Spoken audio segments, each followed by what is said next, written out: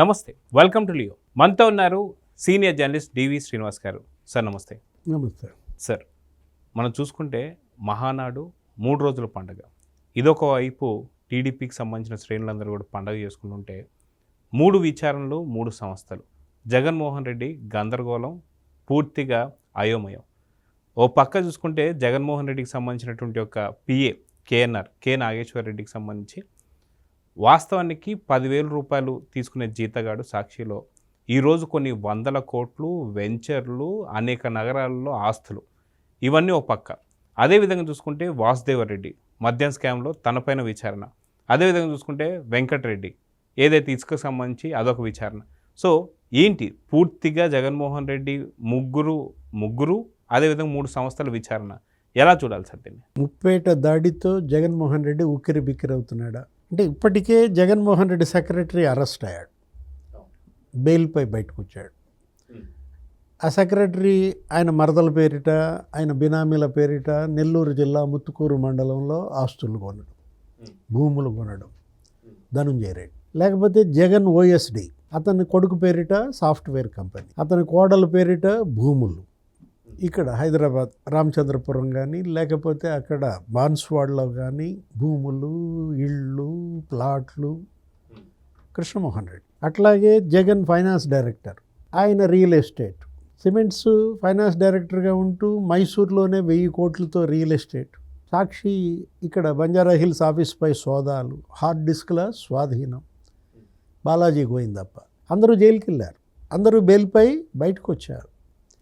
ఇప్పుడు పిఏ, ఒక పిఏ అదే కే నాగేశ్వర రెడ్డి అలియాస్ కేఎన్ఆర్, మొత్తం అతనే చక్రం తిప్పాడని, డిస్టిలరీల యజమానులు ఎప్పుడెప్పుడు జగన్ని కలవాలి అడగాల్సింది ఎవరిని? కేఎన్ఆర్. అంటే అటు డిస్టిలరీ యజమానుల దగ్గర వసూళ్ళు, లేకపోతే దందా. మీరు అన్నట్టుగా తల్లిదండ్రులు ఒక టిఫిన్ సెంటర్ నడుపుకుంటారట, అతను సాక్షిలో 10,000 ఉద్యోగని, నెలకి జీతం. జగన్ పంచన చేరి ఏ విధంగా అసలు భార్య పేరిట బ్యాంకులో 20 కోట్లు అంట శశికళ. అంటే ఇప్పుడు నాగేశ్వర్ రెడ్డి ఆయన జీతం ఎంత? ఇప్పుడైతే అసలు పిఏగా జీతం ఇటుల జగన్. ప్రభుత్వంలో ఉన్నప్పుడు 5 ఏళ్ళు పిఏగా 2 లక్షలు పెట్టాడు నెలకి జీతం. సరే అట్లా లెక్కేసుకున్నా కానీ ఎంత వస్తాయి? 2 లక్షలు అంటే 12 రోజులు, ఏది 24 లక్షలు సంవత్సరానికి. 5 ఏళ్లలో 1 కోటి రూపాయలు దాంట్లో వాడుకోవాలి, కుటుంబాన్ని పోషించాలి. ఎంత మిగులుద్ది? కనీసం సగం మిగిల్చినా మహా ఉంటే ఒక 50 లక్షలు. 5 ఏళ్ళు సీఎంకి నువ్వు పిఏగా పనిచేసి ఒక ప్లాట్ కొనుక్కోవచ్చు, డబుల్ బెడ్రూమ్, ఏదో ఓ 1400 1200 గజాలు. అట్లాంటిది నీకు కేవీబీ పురం మండలం ఒల్లూరు 10 ఎకరాలు కొన్నాడు. మార్కెట్ వాల్యూ ఎంత చూపించాడు? ఎకరంకి 8 లక్షలు ఇచ్చానన్నాడు. కానీ దాని విలువ ఎంత? 8 కోట్ల. అంటే ఆ 10 ఎకరాలే 80 కోట్ల. ఎలా సాధ్యం? అది చెవిరెడ్డి భాస్కర్ రెడ్డి భార్యని, కొడుకుల్ని నిన్న డ్రిల్లింగ్ చేశారు. ఏది లక్ష్మీకాంతమ్మ, లేకపోతే మోహిత్ రెడ్డి, హర్షిత్ రెడ్డి. అక్కడ డ్రిల్లింగ్లో ఇవి బయటపడ్డాయి. కేఎన్ఆర్ బయటకు వచ్చాడు. ఏది అక్కడేదో కేఎంఆర్ ఇన్ఫ్రానో ఏదో వాళ్ళ దాంట్లో మొత్తం అసలు ఎంతెంత కొన్నారు ఏంటి, దాని పేరిట 47 ఎకరాలు కొన్నారు ఆ కేవీబీ పురం మండలంలో. ఆ 47 ఎకరాల్లో 10 ఎకరాలు కేఎన్ఆర్ భార్య పేరిట రిజిస్ట్రేషన్. ఇది బయటకు వచ్చింది. బయటకు రాగానే నీకు తీగ లాగారు. తీగ లాగితే ఇప్పుడు కేఎన్ఆర్ డొంక కాదు, తాడేపల్లి డొంక ఎట్లా కదిలిందంటే నీకు వచ్చేసరికి చూసుకుంటే ఇక్కడ దిగ్భ్రాంతికరమైనటువంటి అంశాలు.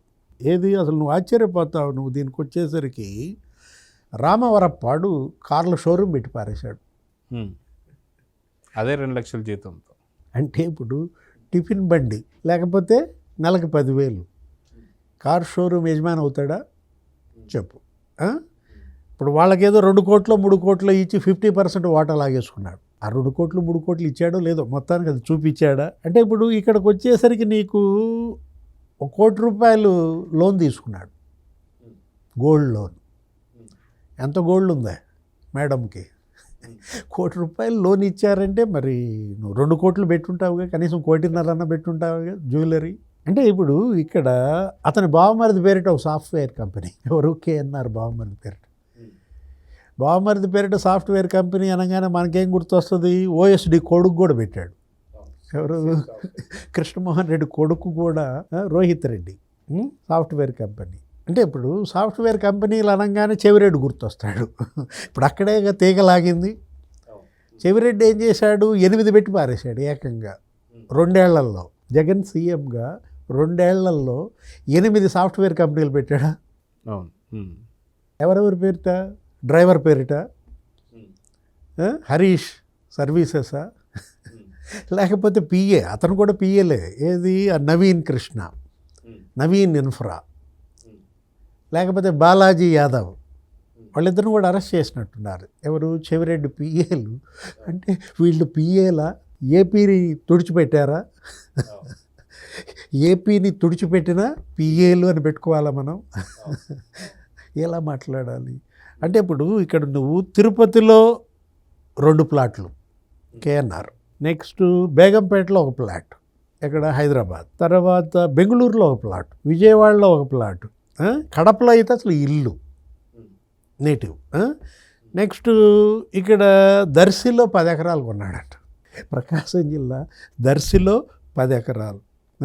అసలు ఎన్ని ఆస్తులు, ఏ రకంగా, అసలు ఎట్లా సాధ్యం?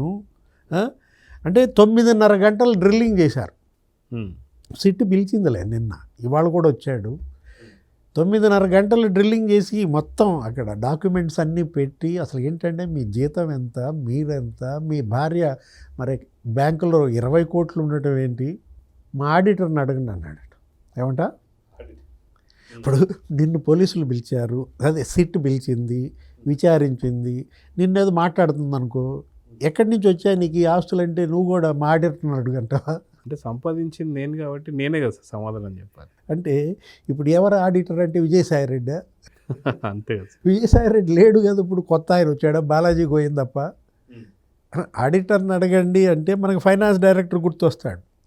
అటు భారతీ సిమెంట్స్, ఇప్పుడు పిఏ ఇతని పేరేంటి, కేఎన్ఆర్, అరే కాలనాగా. అంటే ఇప్పుడు నీ పేరిటే ఇన్ని ఆస్తులు, ఇన్ని రాష్ట్రాలు, ఇన్ని నగరాలు, ఇన్ని ఎకరాల భూములు. పిఏ అనగానే మనకి మొన్న ఒకడు గుర్తొచ్చాడు, చిన్నప్పన్న. పడూరి చిన్నప్పన్న. ఎవరాయన? సుబ్బారెడ్డి పిఏనా? సుబ్బారెడ్డికి పిఏ. అతను 13 ప్లాట్లు వేశాడు. ఏది? ఏకంగా అతని జీతం 5 ఏళ్ళది కలిపినా కూడా కనీసం వీడికి కేఎన్ఆర్ కన్నా కనీసం ₹1 కోటి వచ్చినట్టుంది 5 ఏళ్లలో. అతను 5 ఏళ్ల జీతం 75,000 కదా. ఇతనికి 2 లక్షలు పెట్టారు, 65 లక్షల జీతగాడు 5 ఏళ్లలో, లైజనింగ్ ఆఫీసర్.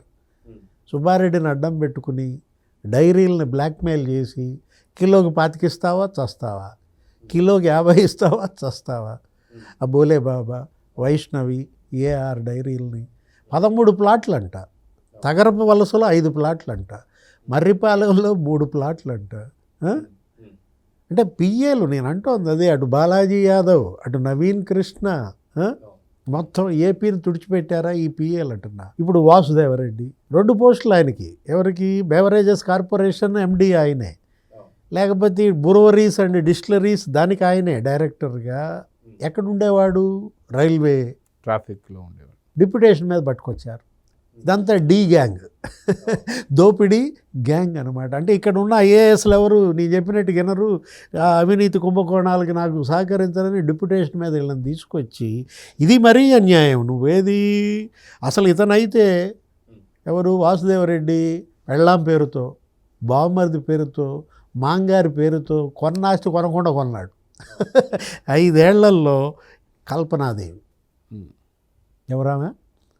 ఈయన భార్య వాసుదేవరెడ్డి కల్పనాదేవి, మాంగారు పుల్లారెడ్డి, లేకపోతే బావమరిది విజయ నరసింహారెడ్డి. కంపెనీలు పెట్టి పారేశారు.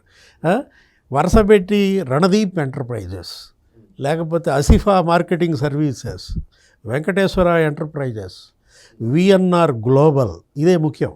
విఎన్ఆర్ అంటే విజయ నరసింహారెడ్డి, బావమరిది. అంటే వీటి పేరిట ఆస్తులు కొనడం, మరుసటి రోజే పెళ్ళాం పేరిట గిఫ్ట్ డీడ్.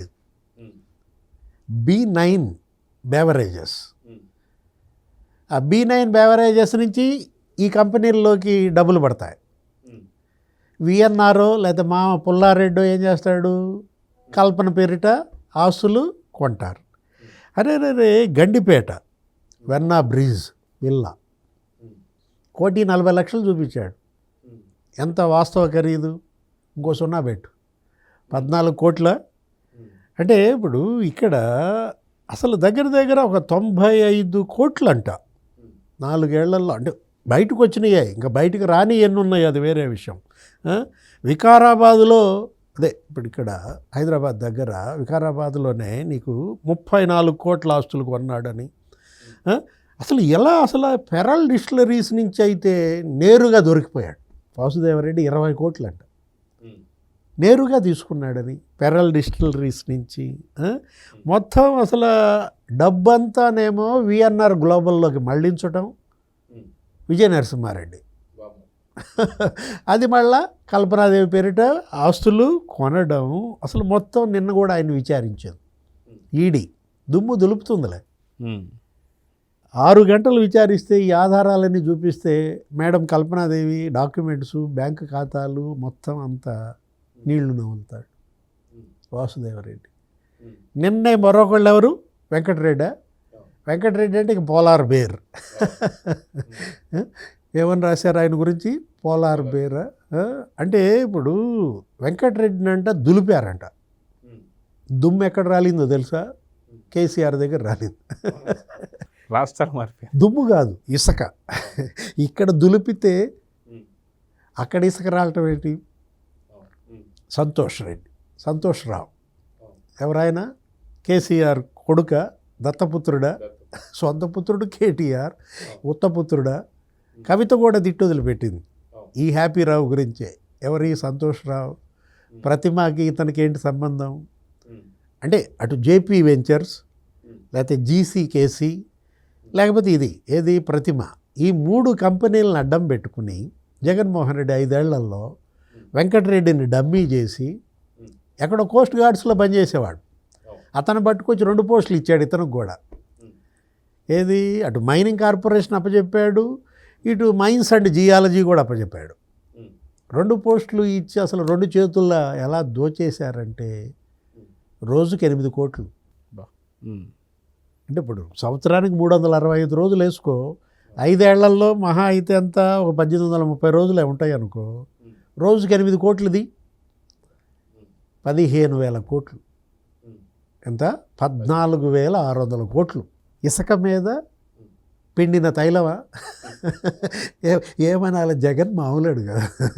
అంటే అనిల్ రెడ్డి బ్రదరా, జార్జ్ రెడ్డి కొడుకు, వైఎస్ అనిల్ రెడ్డిని అడ్డం పెట్టుకుని ఇసుకల్లో అసలు ఏ విధంగా వీళ్ళు.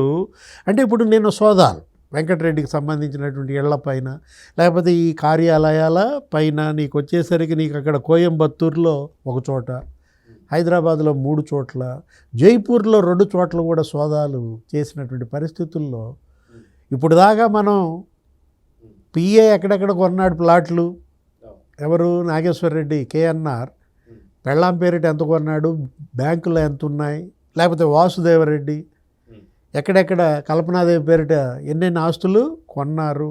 జగ్గయ్యపేటలో ఎంత కొన్నారు, చిల్లకల్లు దగ్గర, దుగ్గిరాల్లో ఎంత కొన్నారు? ఇవన్నీ బయటకు వచ్చిన దీంట్లో చిన్నప్పన్న ప్లాట్లు ఇప్పుడు వెంకటరెడ్డి వస్తాయా? ఇప్పుడు రేపో ఎల్లుండో వెంకటరెడ్డి ఎక్కడెక్కడ మరి అతను ఆస్తులు కొన్నాడు? ఇప్పుడు ఈ జైపూర్లో, లేకపోతే హైదరాబాద్లో, కోయంబత్తూరులో అతని భార్య పేరిట ఎంత ఉంది? ఇవాళ ఏంటంటే ఈడీ వేటాడుతోంది. స్పీడ్ అయింది వాస్తవమే, కానీ ఇప్పుడు వీళ్ళ దుమ్ము దులిపితే ఎట్టొచ్చుంది? అసలు దులపాల్సింది ఎక్కడ? ఇప్పుడు కేఎన్ఆర్ని దుమ్ము దులిపితే భూములు రాలుతాయి, లేకపోతే క్యాష్ కొంత రాలినట్టుంది. లేకపోతే వెంకటరెడ్డిని దుమ్ము దులిపితే ఇసుక రాలినట్టుంది. వాసుదేవరెడ్డిని దులిపితే నీకు బంగారమే పడినట్టుంది. ఇప్పుడు జగన్ దుమ్ము ఎప్పుడు దులుపుతారు? అంతిమ లబ్ధిదారు దుమ్ము ఎప్పుడు దులుపుతారు? అంతిమ లబ్ధిదారు పేరు చెప్తే పైకే అన్నాడు చివరి రోజు నారాయణ స్వామి, లేకపోతే రాజ్ కసిరెడ్డి. అసలు జగన్మోహన్ రెడ్డి తలుపు ఎందుకు తట్టట్లేదు ఈడీ? ఇవాళ అది ప్రశ్న. సో చూద్దాం సార్. ఖచ్చితంగా మీరు ఇందాక అన్నట్టుగా పిఏలు ఏపీని పూర్తిగా తుడిచిపెట్టుకుపోతున్నారంటే అవుననే సమాధానం వస్తుంది. అసలైన లబ్ధిదారుడు, అంతిమ లబ్ధిదారుడు కూడా దులపాలని అయితే కోరుకుందాం సార్. నమస్తే. Please subscribe to Leo News for more videos.